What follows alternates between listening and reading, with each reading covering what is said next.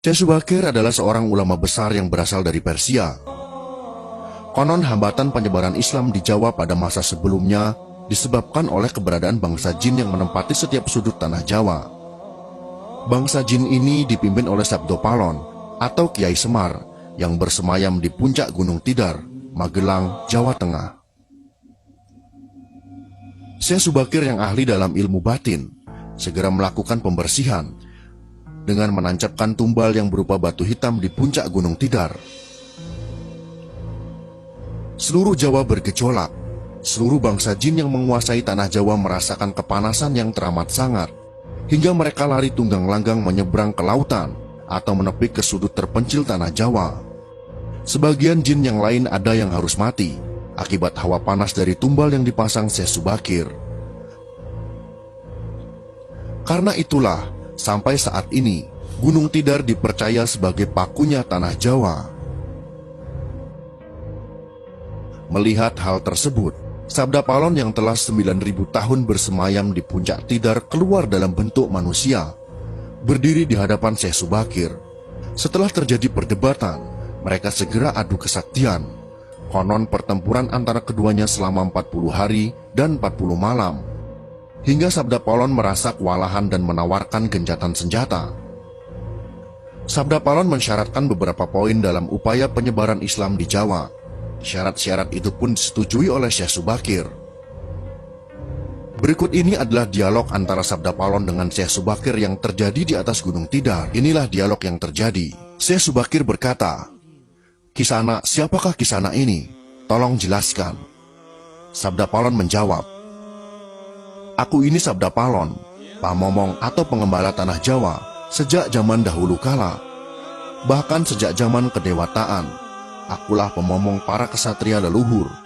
Dulu aku dikenal sebagai Sang Hyang Ismoyo Jati, lalu dikenal sebagai Kelura Semar Bodronoyo, dan sekarang zaman Majapahit ini, namaku dikenal dengan Sabdo Palon." Syekh Subakir berkata lagi, "Berarti Kisanak ini adalah danyang tanah Jawa ini. Perkenalkan Kisanak, namaku adalah Syekh Subakir yang berasal dari tanah Syam, Persia." Sabdo Palon bertanya, "Ada hajat apa gerangan Jengan Diko rawuh di tanah Jawa ini?" Syekh Subakir menjawab, "Saya diutus oleh Sultan Muhammad yang bertahta di negeri Istanbul untuk datang ke tanah Jawa ini. Saya tiadalah datang sendiri, kami datang dengan beberapa kawan yang sama-sama diutus oleh Baginda Sultan." Sabdo Palon berkata lagi, "Ceritakanlah selengkapnya Kisana, supaya aku tahu duduk permasalahannya."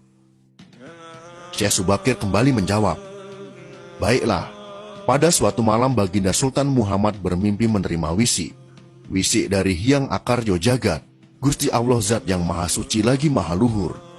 Diperintahkan untuk mengutus beberapa orang alim ke tanah Jawa ini. Yang dimaksud orang alim ini adalah sebangsa pendita, brahmana, dan resi di tanah Hindu. Pada bahasa kami disebut dengan ulama." Sabda Palon kembali bertanya, "Jadi Jengan Diko ini termasuk ulama itu tadi?" Syekh Subakir kembali menjelaskan, "Ya, saya salah satu dari utusan yang dikirim Baginda Sultan. Adapun tujuan kami dikirim kemari adalah untuk menyebarkan wara suci, hamadar agama suci, yaitu Islam." Sabda Palon kembali bertanya, "Bukankah Kisanak tahu bahwa di tanah Jawa ini sudah ada agama yang berkembang yaitu Hindu dan Buddha yang berasal dari tanah Hindu? Buat apa lagi Kisanak menambah dengan agama yang baru lagi?" Syekh Subakir kembali menjawab, "Biarkan kaum Lodasi yang memilih keyakinannya sendiri.